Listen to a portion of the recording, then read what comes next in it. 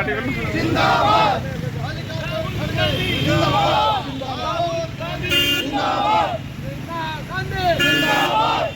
Congress party.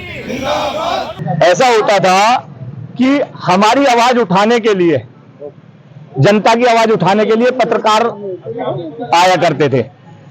आज पत्रकारों की आवाज उठाने के लिए जनता को आना पड़ रहा है। यही मोदी जी की सरकार का खेल है। गंगा जी को उल्टा बहाने के चक्कर में लग रहे हैं, लेकिन हमारे यहां गंगा उल्टी नहीं चलती, सीधी ही चलती है। ये जो घमंड और अहंकार में ये भूल गए कि पत्रकारों के ऊपर अत्याचार जिस जिस सरकार ने करा है, किसी की भी रही हो, उनकी रही, हमारी रही, किसी और की रही, तो वो सरकारें चली जाती हैं। इन्होंने यही गलती सबसे बड़ी कर दी कि पत्रकारों को छेड़ दिया। और जो ऊपर जो गोदी मीडिया भी कहा जाता है, गोदी मीडिया जो गोद में बैठा हुआ है, वो कितनी कोशिश कर लो, कितने भी ताकत लगा लो, रोज न्यूज फर्जी चलाते रहो, एक ही पाकिस्तान, चाइना, हिंदुस्तान, ये हिंदू मुसलमान, सब कुछ नहीं होगा। पूरे 24 घंटे भी दिखाएंगे तो भी कुछ नहीं होगा, क्योंकि आज की तारीख में हर आदमी पत्रकार है। जिसके हाथ में मोबाइल है वो पत्रकार है। वो व्हाट्सएप पर, यूट्यूब और फेसबुक इस्तेमाल करता है, वो अपनी आवाज कहीं तक भी पहुंचा सकता है। वो 5-10 दर्जन भर ऊपर जो बैठे हुए इनके गोदी और मीडिया है, वो कहां तक लड़ेंगे 150 करोड़ पत्रकारों से।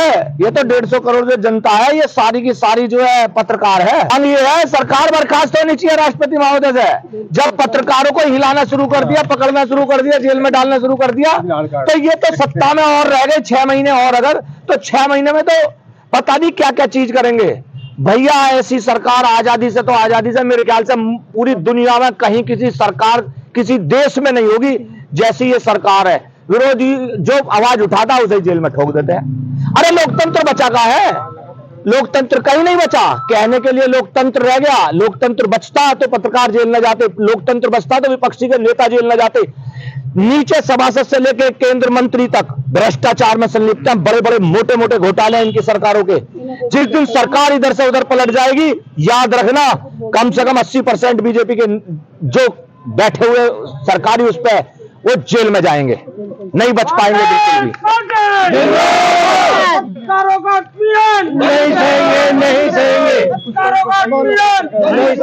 हम तो यही कहेंगे कि जो ये चल रहा है पत्रकारों को, जो जिनसे उनका उत्पीड़न करा जा रहा है, पत्रकारिता वालों को, जिनको ये बार बार जेल में या कोई भी धमकी देके वो कर रहे हैं, इनको ये नहीं पता मोदी सरकार को कि अगर पत्रकार नहीं होंगे तो इनकी खबरें भी कैसे ऊपर तक पहुंचेंगी।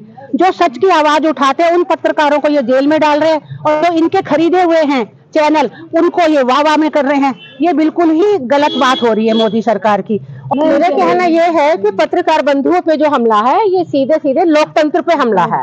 ये संविधान में ये राइट्स दिए गए हैं कि पत्रकारों को, जो पत्रकारिता है उसको स्वतंत्र होना चाहिए। जैसे न्यायपालिका को स्वतंत्र होना चाहिए, इसी तरह पत्रकारों को भी स्वतंत्र होना चाहिए। तभी जनता की आवाज को, और ये सरकार इतनी तानाशाही क्यों दिखा रही है?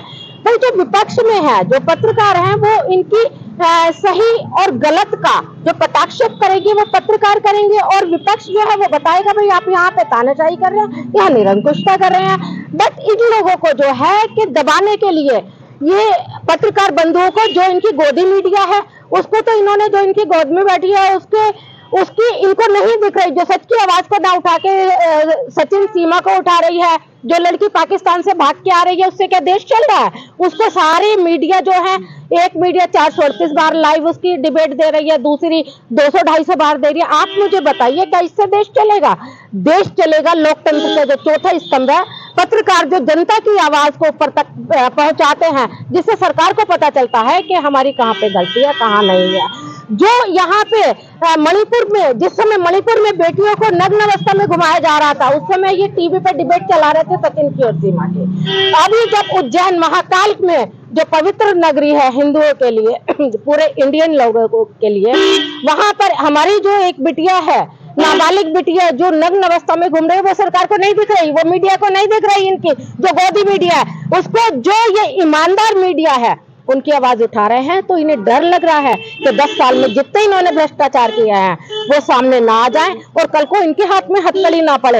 ये उस आवाज को दबाने के लिए उनको कह रहे हैं कि अगर तुमने हमारी आवाज उठाई, हमारे भ्रष्टाचार खोले, तो तुम्हारे पर ये हर्षर होगा। ये तानाशाही है, ये ज्यादा दिन नहीं चलती। हिटलर की नहीं चली, इनकी कहां से चल जाएगी बताइए आप मुझे। गाजियाबाद की ताजा तरीन खबरों के लिए हमें सब्सक्राइब करें और हमारे बेल आइकन को प्रेस करना ना भूलें।